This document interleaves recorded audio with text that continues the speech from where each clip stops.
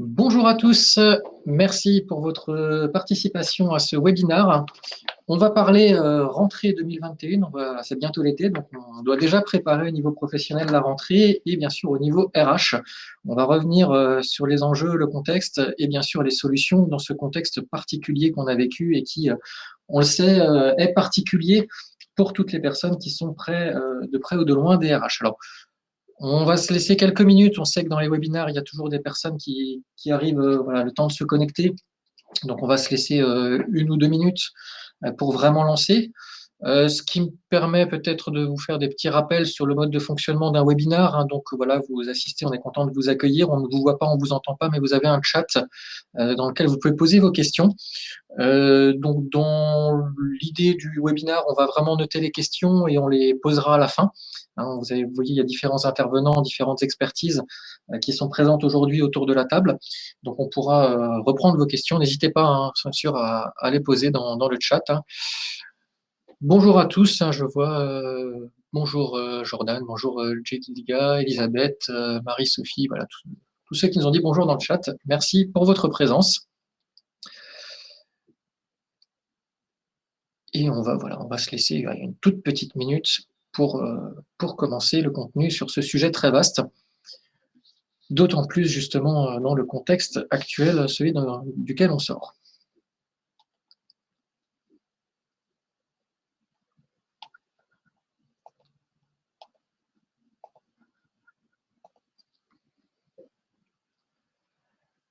Allez, je vous propose, le temps du démarrage, les derniers nous rejoindront. Donc, vous l'avez compris, on parle RH aujourd'hui, enjeux et solutions pour préparer sa rentrée 2021. Pour commencer, je vais peut-être vous présenter les intervenants tout en vous présentant justement ProEvolution. C'est notre premier webinaire sur Webikeo. Donc, ProEvolution, on est un cabinet de conseil RH qui accompagnons justement le cycle de vie du capital humain des entreprises. Il y a 4 principaux métiers qui sont justement personnalisés par les intervenants de ce jour. On va commencer justement par Michel Klingler, qui est donc directeur transition, carrière et conseil. Voilà, qui vous parlera justement de tous ces enjeux-là. Bonjour à Gros vous. département. Voilà. Bonjour Michel. Également donc Marie. Bonjour Marie, qui est donc qui a pas son micro, on pourra le réactiver après. Donc qui est le responsable de tout ce qui est recrutement. Pareil, le recrutement, un métier qui existe depuis le début du monde, mais qui a bien évolué ces derniers temps. On va le voir aujourd'hui. On va vous parler de quelque chose qui est peut-être un peu moins connu et qui a des enjeux d'autant plus grandissants, qui est le management de transition avec Olivier Gros. Bonjour à tous. Voilà. Et donc, dernier département qui est transverse, hein, c'est tout ce qui est digital, puisque on est dans un monde qui s'est digitalisé. Et donc, votre hôte, Xavier Noël-Kuhlmann, moi-même, ravi de vous recevoir et de vous parler aussi, au travers de ces différentes thématiques, des enjeux de digitalisation autour des RH. Voilà, ça fait 4 minutes, vous êtes déjà quelques-uns dans le chat, donc je vous propose qu'on commence sans plus attendre. Alors, partons du contexte. Vous le savez, ça va faire bientôt 1 an et demi qu'on vit dans un monde un peu particulier. Et pourtant, ça a commencé avant. Avant de parler de la Covid, de la crise sanitaire, on parlait déjà de la digitalisation. On parlait déjà de tout ce qui était difficulté de management intergénérationnel. Voilà, comment faire communiquer notamment les X et les Z. Donc tous ces enjeux-là, je dirais, n'étaient pas nouveaux en tant que tels, mais effectivement, la crise sanitaire les a accélérés puisque du jour au lendemain, on s'est retrouvé en télétravail, on s'est retrouvé à devoir utiliser des outils où on était plus ou moins à l'aise et on a dû se faire à ces nouvelles manières de travailler, à ce nouveau style de management. Et puis derrière, il y a eu des stop and go. Voilà. Donc pour certains, c'était tout le temps télétravail. Ils en sont que sortis d'ailleurs il y a quelques semaines, hein, puisque ça fait que depuis le début du mois que le gouvernement nous a tous autorisés à faire un peu comme on voulait. Pour d'autres, selon les métiers, bien sûr, c'était un peu plus hybride, voire c'était du présentiel. Toujours étant que les stop and go ont vraiment bousculé les entreprises qui devaient, surtout les RH en présent, qui peuvent témoigner, qui ont dû s'adapter, adapter les protocoles, adapter justement les outils aux équipes. C'était vraiment très compliqué et on se retrouve maintenant, ça y est, a priori, c'est derrière. On va pas se porter malchance, mais a priori, c'est plutôt bien parti pour être dans ce fameux monde d'après. Mais les enjeux sont d'autant plus forts, justement, notamment pour les fonctions RH, puisque les fonctions RH, une étude récente de Parlons RH qui disait que 82% des professionnels RH étaient épuisés, enfin sont actuellement épuisés justement de par tous ces changements, ces adaptations. C'est eux quelque part qui sont en première ligne. Alors je parle de première ligne au sein des entreprises. Voilà, c'est un vrai constat qu'on a aujourd'hui.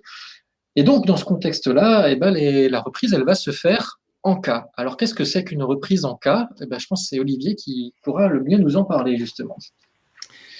Merci Xavier Noël. Eh bien, on peut dire maintenant que les économistes sont en phase sur le principe de cette reprise en cas. Donc, une reprise en cas qui va impacter différemment, bien évidemment, le management des équipes, suivant que l'on se trouve dans des entreprises en croissance ou dans des entreprises en difficulté. Alors, dans le premier cas, il faudra gérer les pics de charge, il faudra mettre en œuvre des projets de transformation, trouver des ressources, produire, bien sûr, mais non seulement produire aujourd'hui, on le sait avec le contexte économique, c'est gérer la pénurie des matières premières. Et ce n'est pas simple suivant les industries dans lesquelles on se trouve. Dans le deuxième cas, donc des entreprises en difficulté, il va y avoir besoin beaucoup de réorganisation, de recentrage, gérer du changement, accompagnement du changement, gérer aussi des crises plus profondes, ponctuellement, et donc accompagner toute cette transition. Et donc, à travers cette reprise en cas, eh bien, Marie, on peut se poser, et donc, quelles sont les questions des salariés et de l'entreprise par rapport à tous ces sujets? Oui, bonjour à toutes et à tous. Tout d'abord, selon une étude de l'APEC, 45% des cadres aujourd'hui envisagent de changer d'employeur, c'est beaucoup. Un cadre sur deux qui attend en effet du changement sur la prise en compte du bien-être des salariés en entreprise. Et près de 80% des cadres qui affirment aussi devenir plus exigeants à l'égard de leur employeur, principalement sur le maintien de l'équilibre vie pro et vie perso, et donc logiquement aussi sur la possibilité de pratiquer le travail à distance. Donc oui, cette crise a généré de nombreuses remises en question des salariés sur leurs aspirations professionnelles, mais aussi le sens au travail, sur la pérennité de leur entreprise si touchée par la crise et le stress que cela peut engendrer. Voilà pour les questions des salariés, mais il y a aussi celles des entreprises. Michel, tu peux nous en dire plus ? Oui, effectivement, ça va faire écho et caisse de résonance avec ce que tu viens de dire, Marie. Aujourd'hui, quand on échange avec les dirigeants, les responsables, les patrons d'industrie et d'entreprise, finalement, nos échanges avant ces 18 derniers mois portaient souvent sur le sens, sur la vision, sur donner du sens à l'action de l'entreprise. Aujourd'hui, on sent beaucoup plus les organisations en train de se poser la question, ouvrez les guillemets, tu sais, moi, Michel, la vision pour mon entreprise, c'est comment mon usine elle va tourner la semaine prochaine ou dans les prochains mois.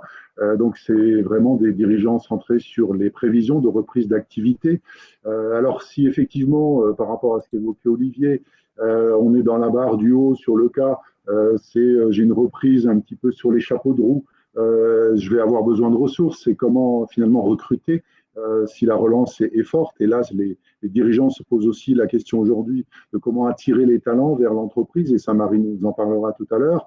On est dans une période délicate pour la recherche des talents. On parle beaucoup aussi aujourd'hui de marque employeur, de ce qu'on peut voir sur le net par rapport à une entreprise. Et puis, sur la barre descendante, malheureusement, du cas, c'est comment se réorganiser ou se recentrer sur ses activités si la reprise est plus difficile. Et bien évidemment, les dirigeants nous disent aussi qu'ils sentent aujourd'hui les équipes finalement très fatiguées. La lassitude et la fatigue au sein des équipes se ressent. Les dirigeants sont également très soucieux et c'est quoi mettre en place pour gérer le stress de mes salariés. Et bien évidemment, pas plus tard que ce matin, dans un échange avec un DRH que j'ai essayé effectivement de joindre, il me disait Michel, je ne peux pas te prendre, je suis en pleine négo avec mes partenaires sociaux sur le présentiel et sur la renégociation de la charte du télétravail et du travail à distance. Donc effectivement, c'est comment rééquilibrer finalement ces choses-là, puisqu'il s'agira d'un équilibre aujourd'hui. Et pour certains, difficulté d'approvisionnement en matières premières et comment assurer la continuité de ma production. Voilà un petit peu, Marie, effectivement, les questions que peuvent se poser les dirigeants aujourd'hui. Sans plus tarder, on passe au slide d'après. Voilà, donc justement, il est temps de parler solutions. On a vu un contexte bien particulier avec une reprise en cas, des questions qu'on se pose côté candidat, côté entreprise.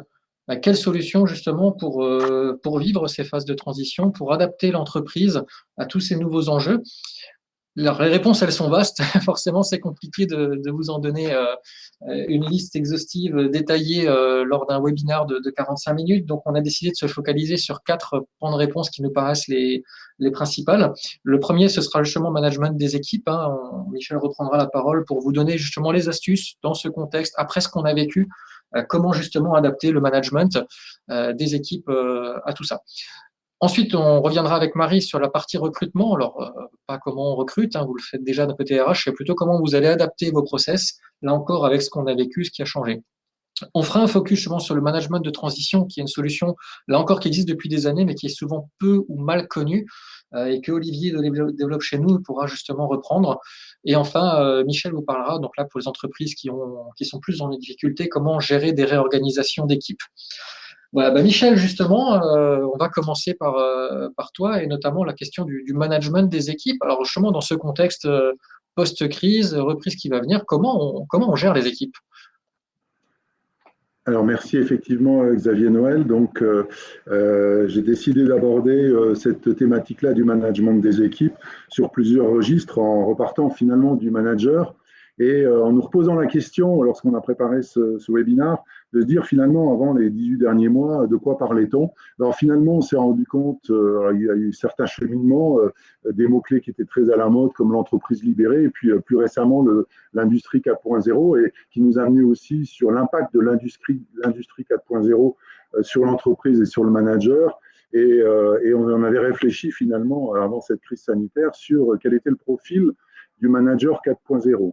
Et au final, quand je reprends un petit peu les notes qu'on avait prises, on voyait effectivement un manager qui évoluait dans un monde numérique, qui devait manager ses équipes à distance, qui du coup avait différentes formes de relations et donc gérer le multirelationnel. Tu l'as évoqué également, Xavier Noël, le multigénérationnel également. Et puis, avec les connexions à distance, l'ouverture au monde, le multiculturel aussi, notamment dans les groupes internationaux. Et puis, on avait évoqué finalement 3 points qui nous paraissaient essentiels également sur la clarté, être clair sur ses objectifs. Et c'était surtout aussi des choses qui nous venaient du multigénérationnel, avec, tu as cité les générations X et les générations Z, mais les Y également, besoin d'avoir un cadre précis. Et puis surtout, besoin d'autonomie, manager l'autonomie, faire finalement confiance dans l'atteinte des résultats, et puis être très flexible, lâcher plus le contrôle, et lâcher un petit peu le contrôle sur être un peu plus flexible sur la gestion du risque. Et effectivement, comme tu l'as évoqué tout à l'heure, la crise finalement qu'on vient de traverser est un accélérateur. Les crises en général sont des accélérateurs. Elles accélèrent les mutations et les transformations des organisations. Et c'est vrai qu'aujourd'hui, nous, ce qu'on constate dans le manager finalement de manager les équipes pour la reprise, quand on dit le pouce vers le manager 4.0, c'est surtout effectivement sur plus de rigueur dans le fonctionnement, plus de cadrage. On l'a vu effectivement dans le management à distance, notamment des équipes, la nécessité d'être très très clair sur les attendus. La gestion du temps n'est pas du tout la même qu'en présentiel. Du coup, ça amène également finalement beaucoup de clarté, beaucoup de besoin de clarté dans les objectifs et les résultats attendus. Et le troisième point également, bien évidemment, comme les personnes ne sont pas là physiquement tout le temps à côté de nous, il est beaucoup plus facile de passer d'un bureau à l'autre et de pouvoir avoir finalement visibilité ces équipes que de les avoir à distance. Donc beaucoup plus d'autonomie et de confiance et de responsabilisation des équipes. Et alors, ce qui est rigolo, c'est que finalement, ces 2 premiers points, la rigueur et la clarté dans les objectifs, plus de cadrage, et le deuxième point, être plus clair sur les résultats attendus et sur la responsabilisation également, ça a fait écho aussi avec finalement l'accompagnement qu'on mène aujourd'hui dans les entreprises. Et quand on fait passer comme ça, pour le partager avec vous, quelques tests tout simples dans des sessions notamment d'accompagnement, sur les préférences managériales, sur les 4 styles de management, entre le directif, l'informatif, le participatif et le délégatif, les 2 qui ressortent un peu plus haut sont le participatif et l'informatif, et les 2 qui sont un peu plus à la traîne, c'est le directif et le délégatif.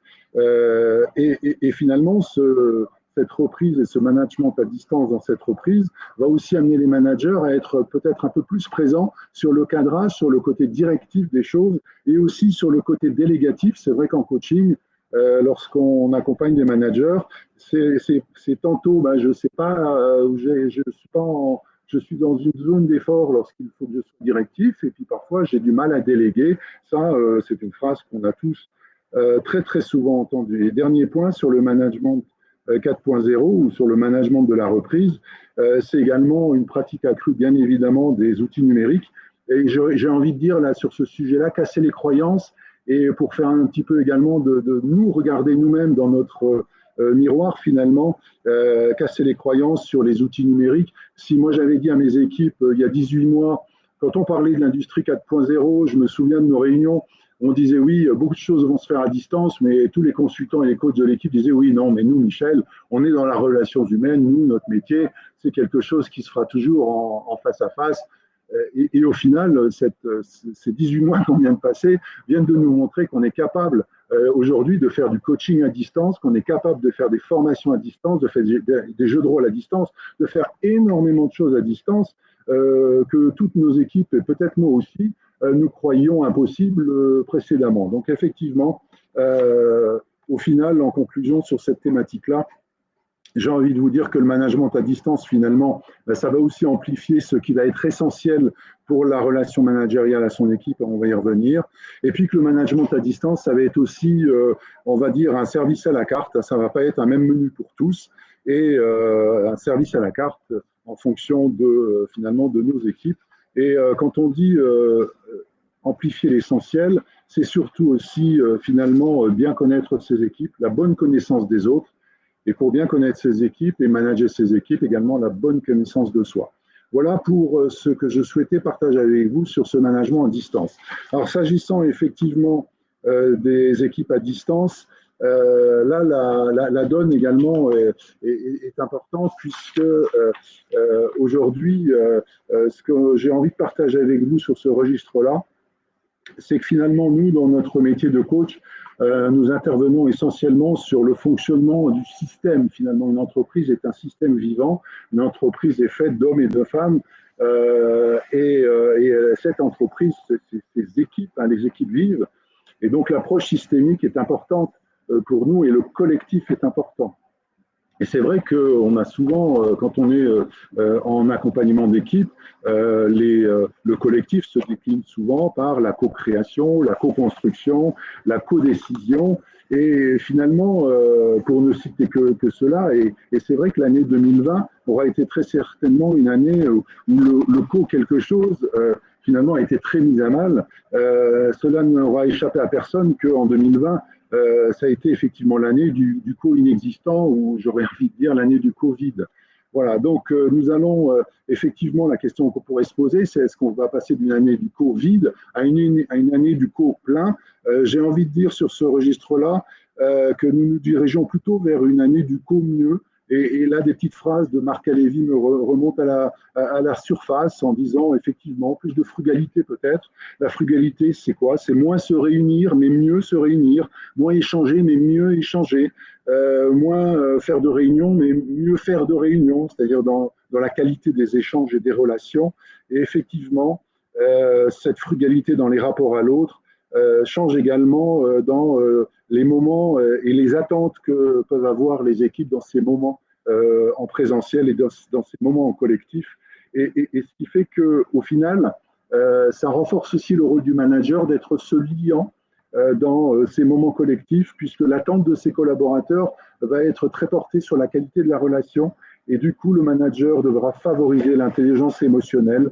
Et comme je le dis également souvent, comme nous le disons tous au niveau du cabinet, au moment tout à fait, de manière tout à fait quotidienne, plus tu connectes finalement les systèmes entre eux, plus tu fais communiquer les personnes via des systèmes, et plus le risque, c'est de déconnecter les personnes. Donc ces moments collectifs vont être importants dans une forme d'équilibre, et la relation à l'autre va prendre toute son importance. On a beaucoup parlé d'IA, intelligence artificielle, finalement, avant la crise. Aujourd'hui, ça renforce le besoin d'IH, intelligence humaine, intelligence émotionnelle, et le porteur de ça, c'est le manager demain.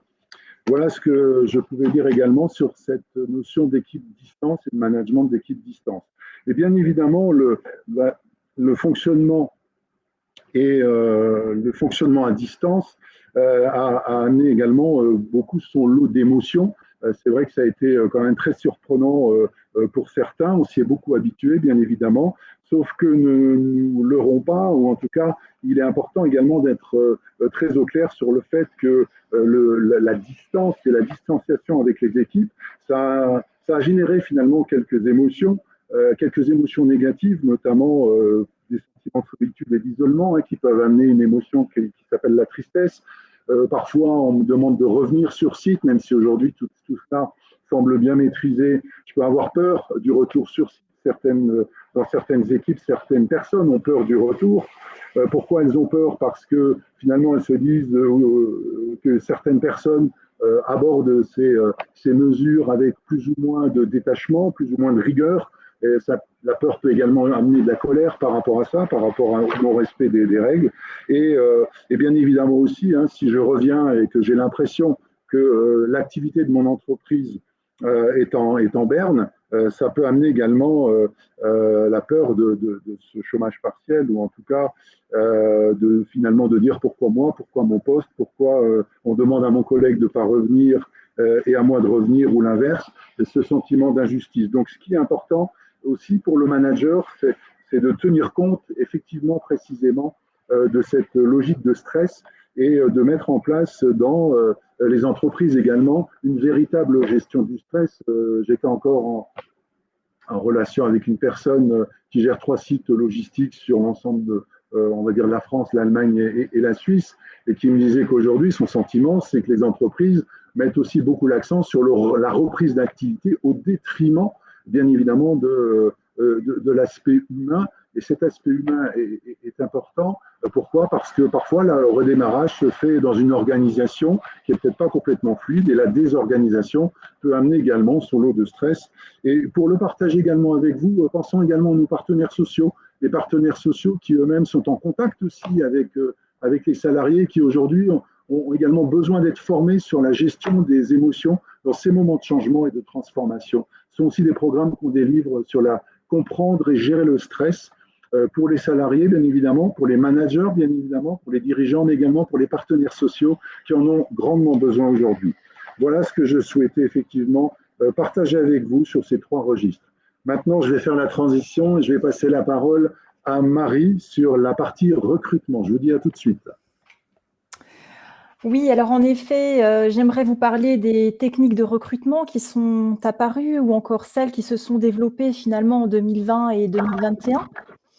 D'abord, l'entretien à distance, la période de confinement qui a ouvert cette voie de l'entretien à distance pour certains, qui a confirmé la digitalisation du process de recrutement pour d'autres. C'est une façon de faire qui a ses atouts et qui peut séduire notamment les plus jeunes candidats. Alors, la présélection par vidéo, si une entreprise souhaite effectivement développer la digitalisation du recrutement, elle peut s'y mettre dès l'étape du tri du CV avec des outils comme la vidéo candidat, qui fait gagner du temps dans le recrutement, surtout pour des postes qui sont très sollicités. L'entretien par visio, alors parlons-en puisqu'il s'est largement démocratisé finalement cette année. Il professionnalise l'étape de préqualification, il permet de partager des fichiers aussi avec le candidat durant la visio. C'est un gain de temps, tout le monde le reconnaît, c'est un gain en disponibilité et ça évite bien sûr les déplacements et leurs frais. La visio, elle est très positive si on sait la maîtriser, mais sans en abuser. Travailler ainsi donne aussi une image finalement dynamique de votre entreprise, à laquelle sont sensibles les jeunes aujourd'hui. Mais la communication par écran a aussi ses limites. Il est plus difficile d'appréhender la communication non verbale. Il est aussi plus difficile d'établir un relationnel qui est pourtant essentiel entre un futur manager et son futur collaborateur. Nous, ce qu'on recommande effectivement à nos clients, c'est bien sûr de réaliser l'entretien final en présentiel. Et c'est d'ailleurs aussi une pratique qui est largement diffusée. Et c'est une demande qui est partagée aussi de la part des candidats. C'est important pour eux de sentir l'ambiance de l'entreprise, de rencontrer les futurs collègues et de voir aussi les locaux. Alors, une autre tendance du recrutement, c'est le marché caché qui repart à la hausse. L'an dernier, il y a eu un lot finalement de rupture conventionnelle, un lot de licenciements et de désir aussi de reconversion. Il y a aussi les candidats qui font le dos rond, estimant qu'il est trop risqué de changer d'entreprise aujourd'hui. En attendant, l'État et les partenaires sociaux proposent aujourd'hui un nouveau dispositif de transition collective, mais je laisserai Michel en parler tout à l'heure, et qui devrait aussi révolutionner les reconversions professionnelles d'un métier qui est condamné vers un métier plus porteur. Et lorsque le chômage augmente, les recruteurs, finalement, donc une angoisse, même si c'est un souci de luxe, c'est d'être submergés de CV. Et pour éviter la vague, certains passent sur le fameux marché caché de l'emploi. Le bouche à oreille et la cooptation, c'est bien, mais ce n'est pas toujours efficient. Les bases de CV, les réseaux professionnels, les moteurs de recherche qui sont aujourd'hui dotés d'intelligence artificielle sont d'excellents outils de recherche pour les cabinets. Voilà, une autre tendance, mais qui n'est que le prolongement finalement des constats que les RH font depuis quelques années, c'est l'importance des soft skills. Alors pourquoi est-ce qu'on accorde une importance plus grande aux soft skills aujourd'hui ? Il y a de plus en plus de métiers pénuriques, je pense que tout le monde le sait, en IT, en maintenance, dans le secteur du BTP et dans le transport, pour n'en citer que 4.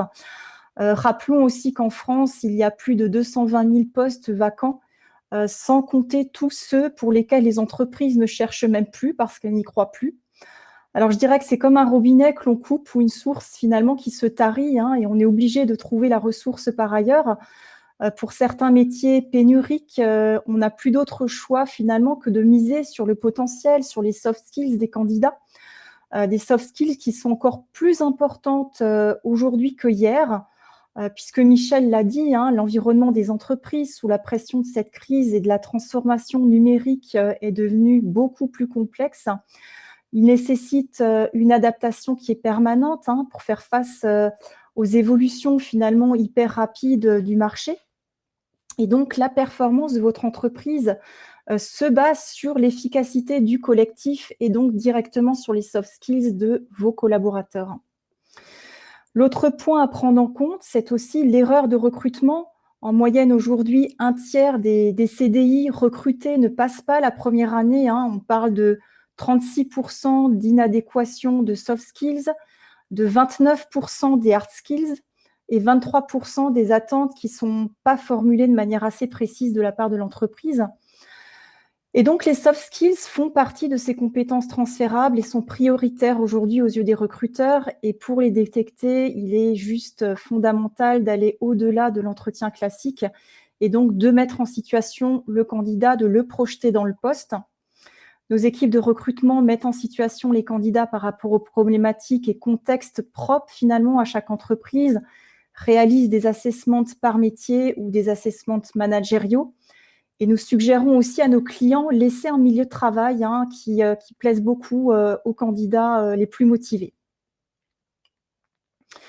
Voilà, je le disais préalablement, certains candidats font le dos rond, voilà, et donc sont aussi moins mobiles professionnellement. Et je dirais que la conclusion entreprise, c'est oser changer de paradigme dans vos recrutements.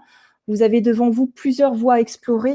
La voie classique, encore une fois, c'est recruter le candidat de la trentaine, 5 à 10 ans d'expérience max, qui est adaptable et pas encore trop cher. Mais j'ai une mauvaise nouvelle, ce sont les candidats qui sont aujourd'hui les plus sollicités sur le marché. Ce sont ceux qui ont aussi le plus d'offres finalement sous le coude. C'est un petit peu la métaphore de la source qui se tarit. Et ensuite, il y a 2 chemins ou sources de candidats possibles. Les juniors qu'il faut certes davantage accompagner, mais qui peuvent être plus volatiles au changement, mais souvent plus adaptables et qui apportent un regard neuf.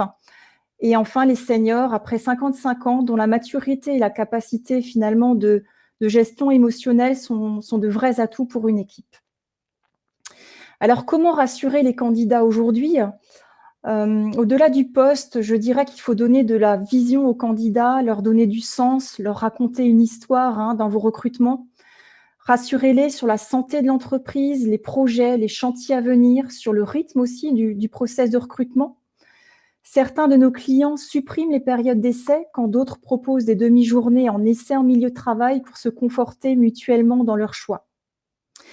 Voilà, j'en ai fini avec le recrutement et je passe la main à Xavier Noël qui va vous expliquer pourquoi une bonne marque employeur peut aussi vous aider finalement à attirer les candidats et donc à mieux recruter. Merci Marie. Alors effectivement, tu as dit beaucoup de choses pour se mettre dans la tête des candidats, hein, des questions qui se posent, aux attitudes qu'ils peuvent avoir. Et donc, on le disait, hein, ces générations qui sont très demandées, hein, notamment ces 30-40 ans, qui sont de plus en plus portées sur le digital, vont se faire une idée avant de postuler sur l'entreprise, sur qu'est-ce que finalement, est-ce que cette entreprise, j'ai envie d'y aller ou pas. Et c'est là qu'on parle de la marque employeur. Alors la marque employeur, il y a deux niveaux. Il y a ceux qui sont déjà connus, les entreprises qui ont pignon sur rue, généralement les grandes structures, on parle déjà d'elles, donc vous avez déjà des éléments qui sont dits sur Internet autour de votre entreprise. Et puis il y a celles qui sont peut-être plus petites, les PME, les startups, etc. Elles, on ne sait pas encore qui elles sont, il n'y a pas beaucoup de gens qui parlent d'eux, mais pour autant on veut se faire une idée. Et pour autant, il y a quand même la marque employeur à travailler ici. La première chose que vous pouvez faire dans les deux cas de figure, c'est déjà bien travailler vos annonces. Il faut que l'annonce, elle parle au candidat. Est-ce qu'il va se retrouver, que ce soit en termes de profil, en termes de dialogue, on va être de moins en moins surpris de voir des annonces où on va tutoyer les personnes dans le milieu de la com, dans le milieu peut-être justement IT. Voilà, certains métiers qui vont avoir une approche un peu plus relationnelle, un peu plus Jones, qui va permettre de peut-être mieux accrocher à la cible qui peut être candidat. Cette réflexion, elle va se porter également sur les sites. Là encore, si vous visez des cadres de 40 ans ou plus, vous allez peut-être être plutôt sur du cadre emploi, sur de l'APEC. À l'inverse, si vous êtes sur des métiers IT, vous allez peut-être plutôt sur du Choose Your Boss, sur les jeudis.com. Voilà. Bon, on va pas tous les citer, mais là encore, chaque site, chaque job board a sa population. Et c'est important, plutôt que de démultiplier les sites d'offres d'emploi qui ont tous leurs coûts et qui ne sont pas forcément pertinents, de vraiment se dire, voilà, le profil que je recherche, comment s'adresser à lui et où est-ce qu'il pourrait me trouver.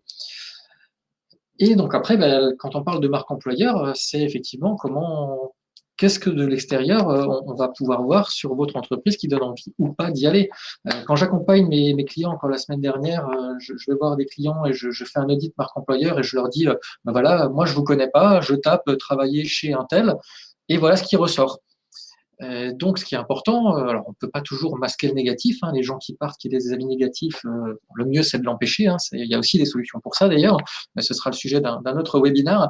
Mais déjà avant ça, c'est communiquer sur le positif, à travailler les différentes sources sur lesquelles vous allez pouvoir justement parler de vous, que ce soit votre site internet avec une page qui présente les équipes, peut-être même des actualités qui vont faire un focus sur certains métiers. D'ailleurs, vous pouvez, quand vous faites une offre d'emploi sur votre site, raconter le quotidien du futur collègue. Donc de celui qui est déjà en place pour dire, voilà, moi, dans cette entreprise, je fais ça, je cherche un collègue qui pourrait me rejoindre à faire ces choses-là avec moi. Bien sûr, les réseaux sociaux, LinkedIn en premier lieu, c'est quand même le réseau social professionnel, c'est quand même un moteur à CV à la base. Donc, c'est important sur LinkedIn. Moi, je trouve qu'il y a trop d'entreprises qui font du marketing sur LinkedIn, du marketing pour vendre leurs produits. OK, il faut le faire, mais qu'ils oublient que c'est aussi là qu'on parle de l'entreprise et de la vie de l'entreprise. Et vous testerez ceux qui sont community managers et RH en même temps. En général, quand vous mettez en avant vos équipes, vous avez toujours plus de partage, vous avez toujours plus de likes, plus d'interactions, parce que c'est de l'humain, c'est du réel. Là où le marketing, on sait que parfois, ça peut être plus ou moins survendu. Et puis là encore, adapté à la cible. Vous visez des plus jeunes, pourquoi pas aller sur TikTok? Alors, les gens rigolent quand je leur dis ça, mais si ça s'y prête, si c'est un métier, notamment dans la com ou autre, ça peut être un moyen de le faire. N'oubliez pas la communication interne aussi, hein, les newsletters internes pour les équipes, avec le focus sur l'un ou l'autre. Et quand vous faites des RP en presse, là encore, mêler le marketing à la marque employeur, vous pouvez, pourquoi pas, mettre en avant des salariés, essayer de faire un peu passer tout le monde dans le temps. C'est une manière de valoriser, parce que vous allez associer finalement vos salariés à votre entreprise. Et donc, l'enjeu n'est pas que de donner envie aux gens de vous rejoindre, c'est aussi donner envie aux gens qui sont dans l'entreprise de rester. Et on l'oublie souvent, marque employeur n'est pas que attirer du monde, c'est aussi fidéliser les personnes qui sont en place. On parlait de la quête de sens, hein, Marie et Michel en ont tous les deux parlé. On s'est beaucoup posé la question, on a dit qu'on était non essentiel, c'est quand même des mots qui étaient très durs pendant la crise. C'est un métier non essentiel, d'ailleurs ça explique aussi qu'il y en a beaucoup qui sont partis faire des concours d'infirmière ou d'autres métiers. Mais il y a une autre manière d'être essentiel si le métier qu'on fait n'est peut-être pas tant, c'est que l'entreprise, elle contribue par des démarches RSE à une bonne cause. Voilà, soutenez des personnes qui sont en difficulté de réinsertion professionnelle, soutenez l'écologie, soutenez les animaux, voilà, différentes causes, mais qui peuvent parler à vos salariés, à vos candidats. C'est important de les faire et de les mettre en avant.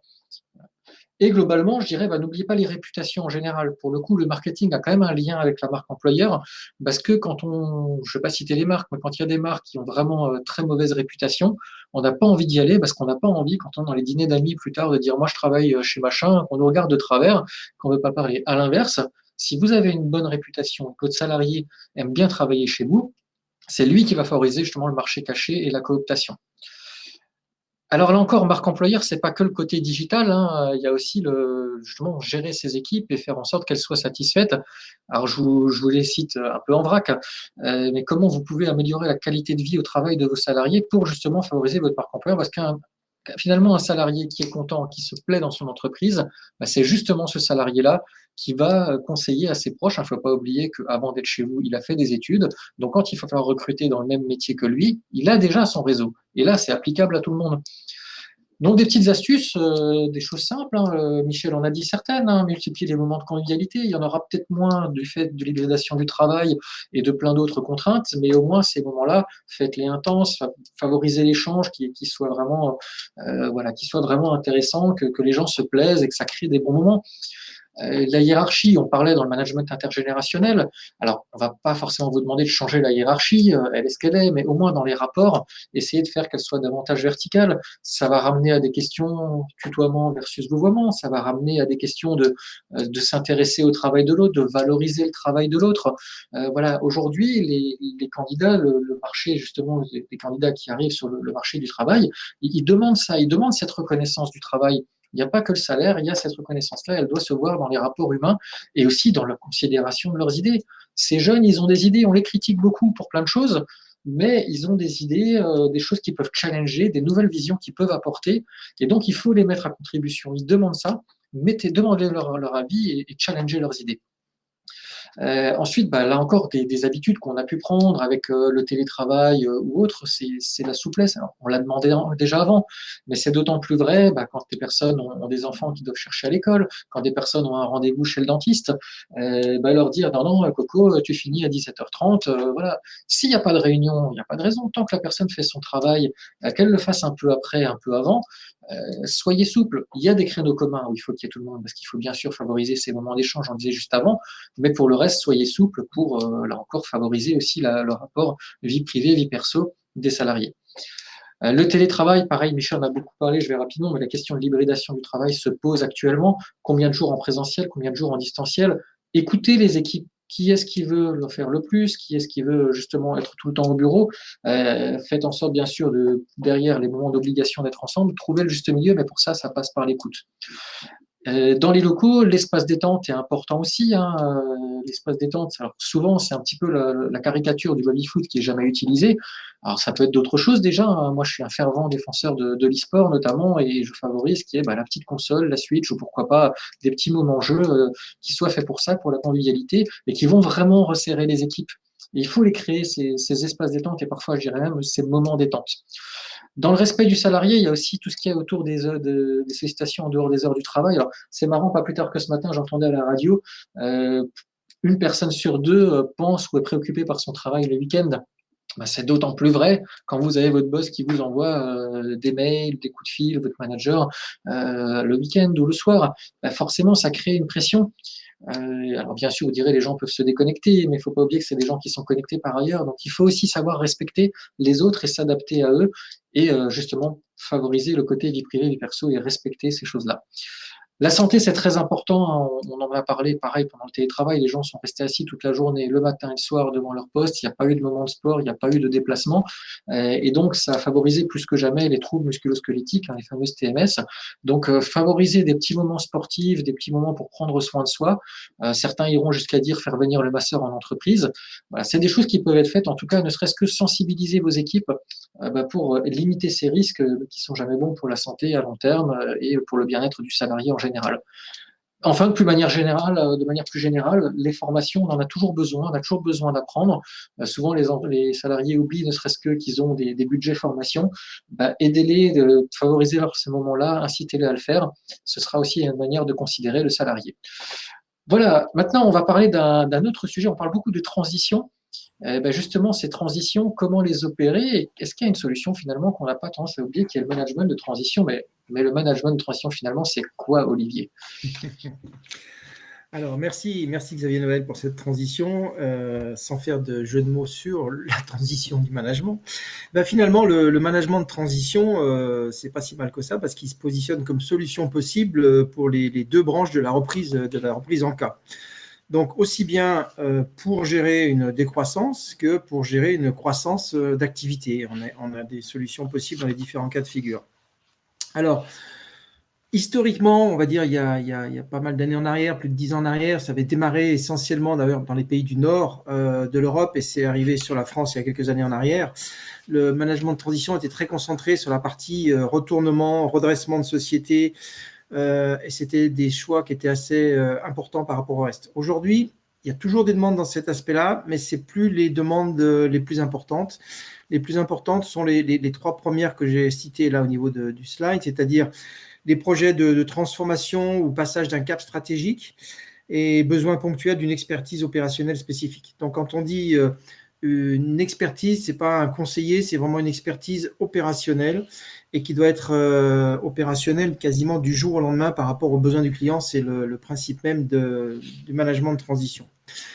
De plus en plus aussi, c'est de l'accompagnement d'une phase de croissance exponentielle, surtout dans le cas de la reprise en croissance des sociétés. On le sent plus particulièrement depuis le début de l'année parce que le management de transition a été un petit peu morose sur l'année 2020. Ça a été des maintiens de missions ou des prolongements de missions, mais peu de nouvelles missions. Depuis le début de l'année, ça repart très fort de ce côté-là. Et vous voyez, on a eu statistiquement deux missions pour demander des directeurs commerciaux, alors que les directeurs commerciaux ne sont pas des demandes très très fortes en termes de pourcentage au niveau national. Eh bien, avec la sortie de crise, on a besoin de se réorganiser, d'amener de nouvelles méthodes, un peu de sang neuf, des méthodologies différentes. Et donc, les directeurs commerciaux commencent à monter en puissance, comme les directeurs marketing d'ailleurs aussi. Alors, tout le monde le sait, dans les mois qui viennent, à court terme, moyen terme, il y aura beaucoup d'acquisitions de sociétés parce que malheureusement, pour les sociétés qui se trouvent dans le bas de la reprise en cas, en difficulté, elles seront suivies de près par des grands groupes ou des ETI pour être achetées. Donc ça, c'est des processus assez classiques.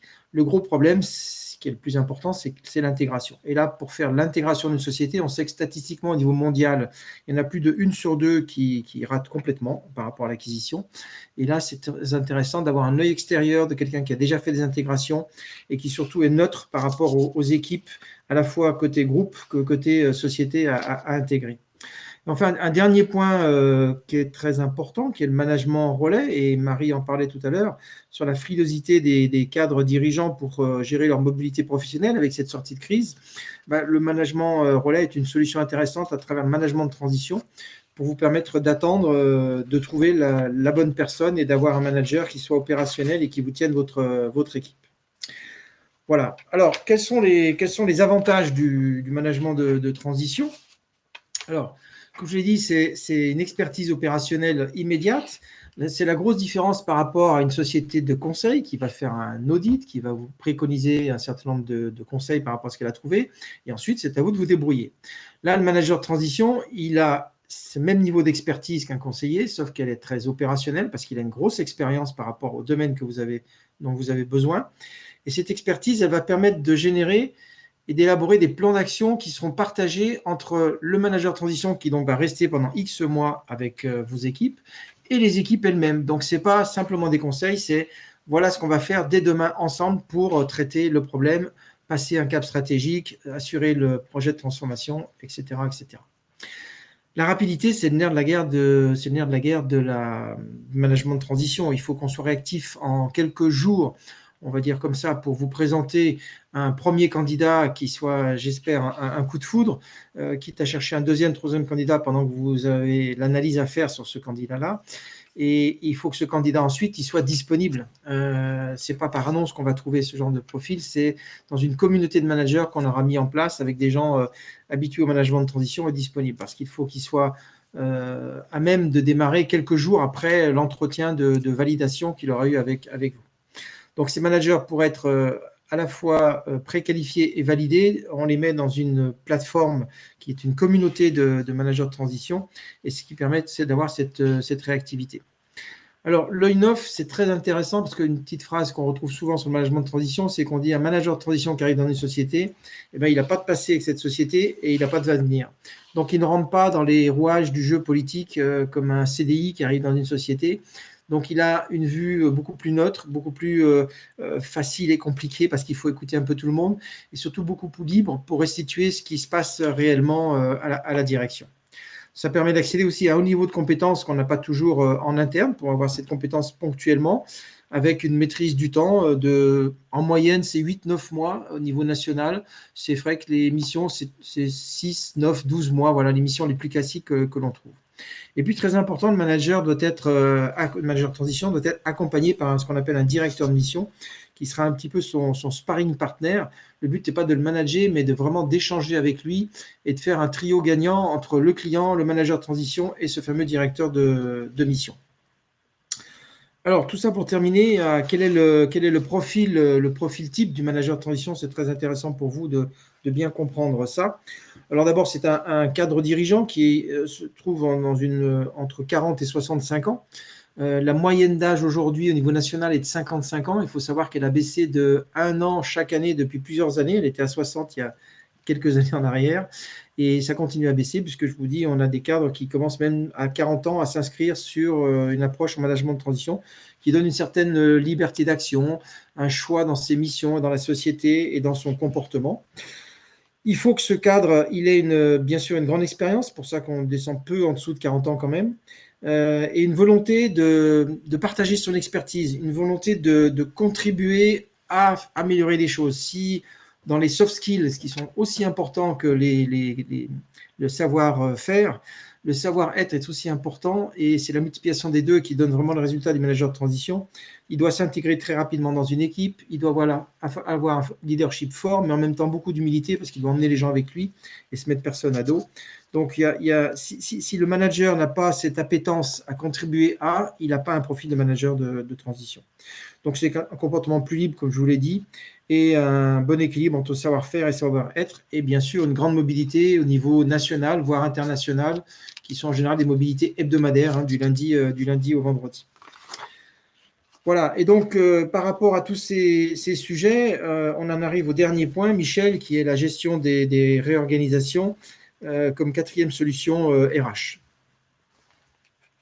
Effectivement, je vais reprendre la parole rapidement, effectivement, pour vous parler de 3 sujets finalement.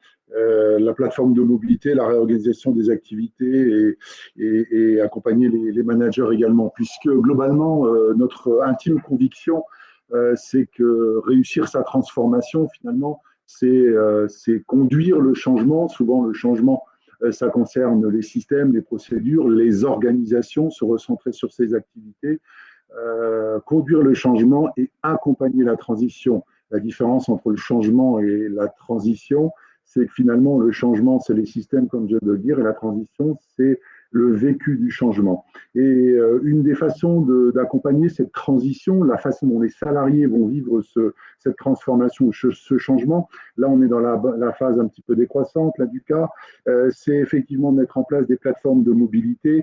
Une plateforme de mobilité, alors qu'est-ce que c'est? C'est vrai qu'on pourrait dire, oui, mais Michel, on va voir débarquer une batterie de consultants dans un espace dédié, etc. Ça va nous coûter cher, etc.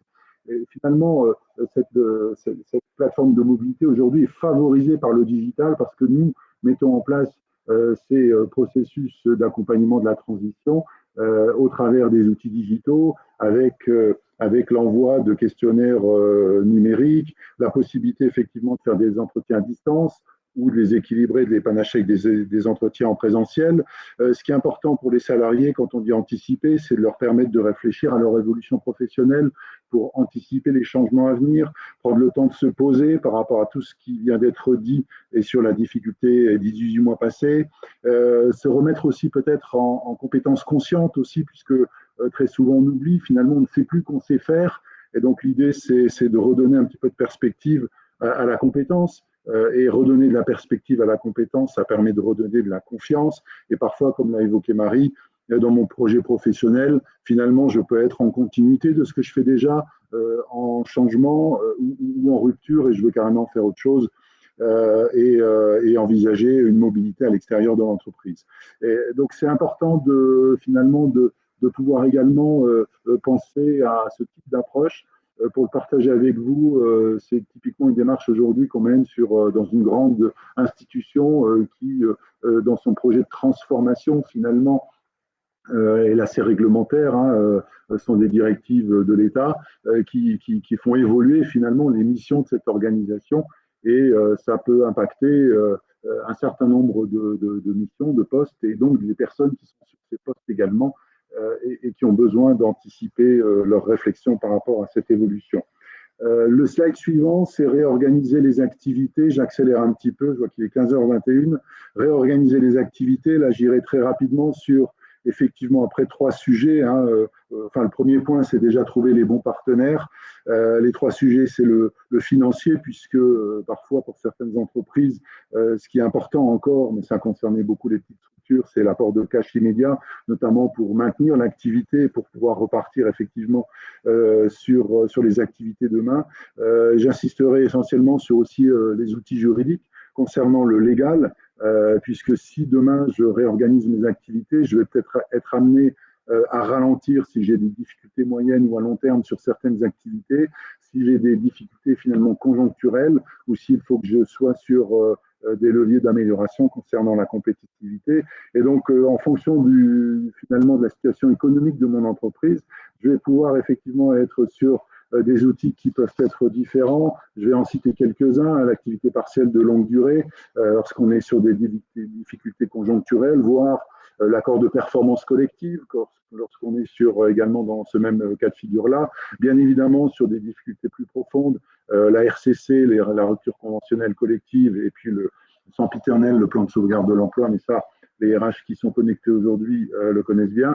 Et puis, une mesure peut-être plus récente qui est la transition collective, et qui permet effectivement au niveau régional de faire passer des personnes qui sont sur des emplois fragilisés à des métiers porteurs demain dans la région. Voilà ce que je souhaitais dire par rapport à ça.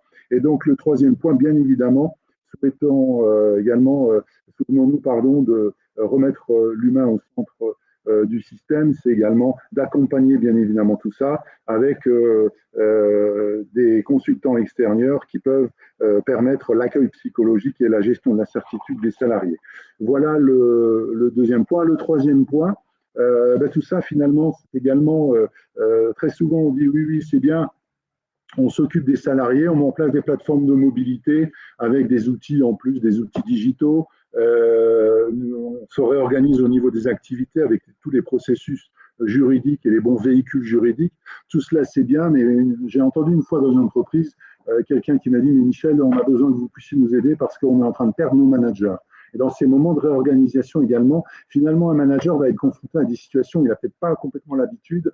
La décroissance peut amener effectivement de l'inquiétude, de l'incertitude, comme on dit, nous, des points d'interrogation.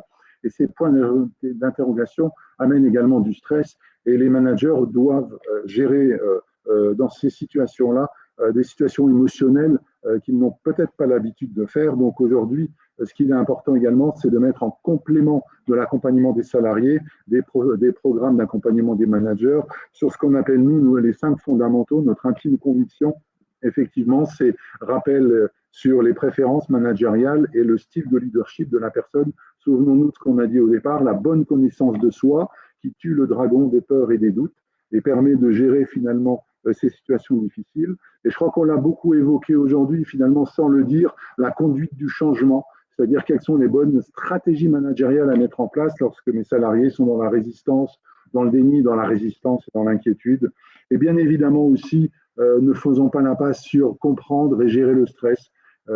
puisque notre cabinet a développé une approche sur les risques psychosociaux en entreprise, et que pour les managers, il est également intéressant de comprendre au niveau des neurosciences comment fonctionne le cerveau dans les logiques de stress.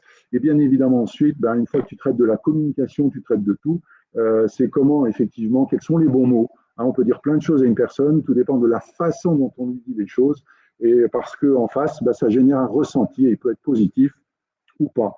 Donc, la communication, voilà les 5 fondamentaux du management que je viens de citer. Je passe la parole à Xavier Noël pour la suite et la fin de notre webinaire. Merci beaucoup. Voilà, je vais conclure. Merci à tous les trois pour toutes ces précisions. J'espère que ça a plu donc l'auditoire, que je vous invite justement à répondre. D'ailleurs, je fais un dernier sondage que je vais vous mettre dans le chat pour savoir lequel de ces sujets vous a plu. Et si vous voulez justement approfondir l'un de ces sujets, on a essayé de faire court, on a quand même dépassé un petit peu le temps. Voilà, je vais pas vous lire les slides, simplement pour revenir dans le détail de Proévolution. On a un cabinet de plus de 33 ans d'expérience. Le siège est en Alsace, un cabinet indépendant, mais présent sur toute la France et aussi sur l'axe franco-allemand, franco-germanique, avec également la Suisse. Partenaire de Right Management. Voilà, c'est des slides. C'est pas ce qui vous intéresse, je passe très très vite. En gros, ce qu'on vous a présenté aujourd'hui est une partie de notre offre que vous pouvez récupérer. Je vous mets le partage. Ça a été posé dans les questions. Je vais vous partager tout de suite les slides là dans la minute. Et vous pourrez les récupérer lors du replay ou justement par mail. Voilà, on va plutôt se concentrer sur les questions-réponses. Voilà, on parlait juste des démarches RSE, c'est aussi des choses qu'on fait. Mais pour finir, les questions-réponses, il y en a eu quelques-unes. Donc, je vous propose de les reprendre. Alors, d'abord, il y a une correction. Effectivement, on parlait de hiérarchie verticale, on va dire hiérarchie horizontale, pour dire effectivement, il faut rapprocher les relations entre les N+2 des N tout court. Voilà, c'était effectivement l'idée de créer moins de distance et au contraire de rapprocher. Voilà, donc le but de la hiérarchie, en tout cas dans les rapports, de les rendre plus directs et plus humains. Une autre question de Marie-Sophie, alors c'était au moment du management de transition, qui se demandait si ce mode de fonctionnement n'était plus recommandé. Alors est-ce que peut-être il y a eu une période où c'était plus ou moins à la mode, Olivier? Alors, c'est toujours à la mode. Il y a toujours une croissance à 2 chiffres, entre 10 et 20% de croissance par an, sauf sur l'année 2020. Donc, c'est de plus en plus demandé par les entreprises. Et comme je vous l'ai dit tout à l'heure, c'est depuis le début de l'année, on sent vraiment une reprise forte sur l'ensemble des cabinets quand on échange entre nous, sur la fédération. Voilà.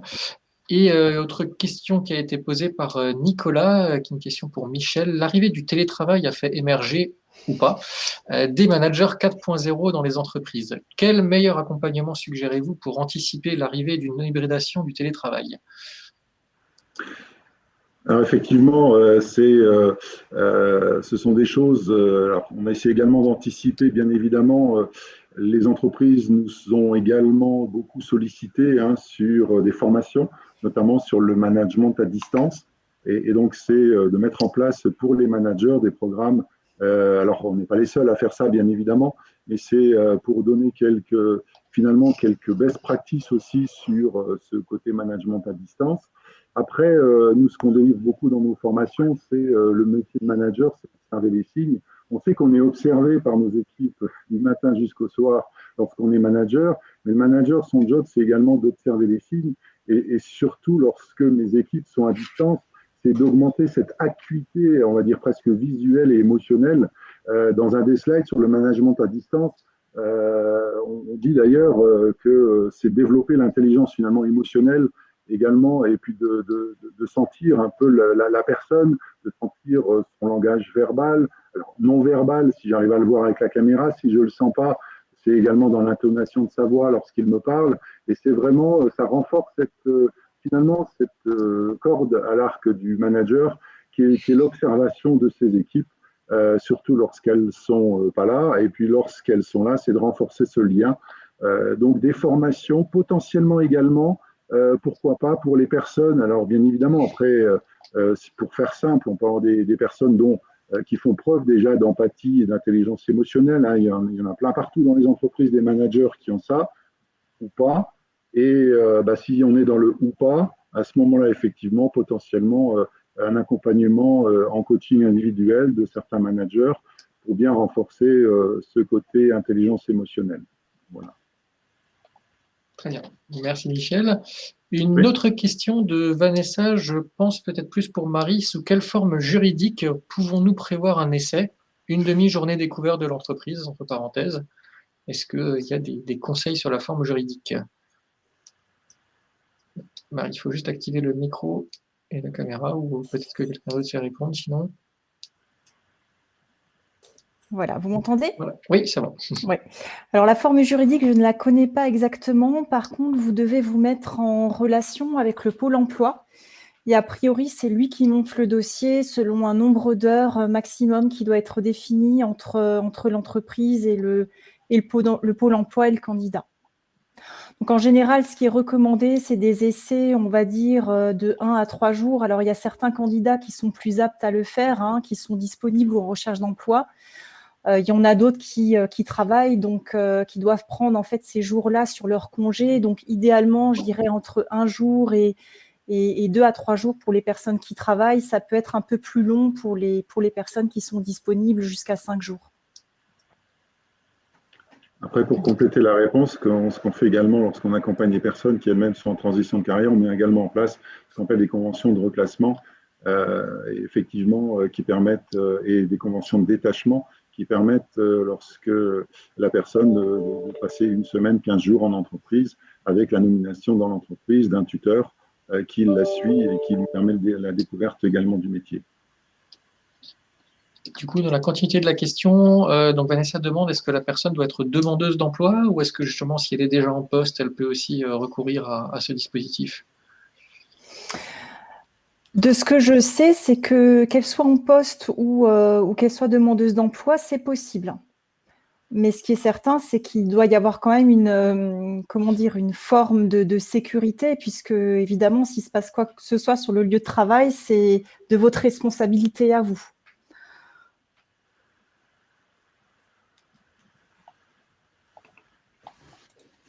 Très bien. Est-ce qu'il y a d'autres questions dans le chat? Je vois qu'on arrive au bout de l'heure, mais si jamais vous avez une dernière question, on peut la prendre. En attendant, voilà, je vous rappelle, il y a le sondage si vous souhaitez un futur webinaire sur l'un des sujets qu'on a évoqués aujourd'hui. On a essayé de les balayer rapidement, ce qui explique aussi qu'on a un petit peu dépassé le temps. On voulait vraiment vous donner le maximum d'informations et en même temps, c'est des sujets très vastes. Mais voilà, s'il n'y a pas d'autres questions, on va conclure du coup. Donc, on espère bien sûr que ce webinaire vous a plu, que ça vous a donné des idées, que ça vous a donné des perspectives pour cette rentrée. Donc, pour tous nos amis RH, bon courage. C'est une période difficile, mais on va la passer. On en sortira d'autant plus grandi. Et si vous avez besoin d'accompagnement, n'hésitez pas, voilà, vous avez les coordonnées de Proévolution, que ce soit sur des questions de recrutement, de change management de transition de carrière, ou globalement sur tout ce qui est digitalisation des processus RH ou de marque employeur. N'hésitez pas, nous sommes là pour vous. En tout cas, voilà, ça a été un plaisir pour nous de partager ce moment avec vous. N'hésitez pas, là encore, vous avez des sondages de Webikio à faire un feedback, ça vous a plu, pas plu. Et au plaisir, bien sûr, de vous retrouver pour de futurs webinaires ou peut-être lors de conférences réelles pour ceux qui auront l'occasion de nous voir sur des relais plus présentiels. On multipliera les moments de convivialité comme nous l'a suggéré Michel. Voilà. À très bientôt. Merci beaucoup. Merci pour votre écoute. À bientôt. Merci. À bientôt. Au revoir. Au revoir tout le monde.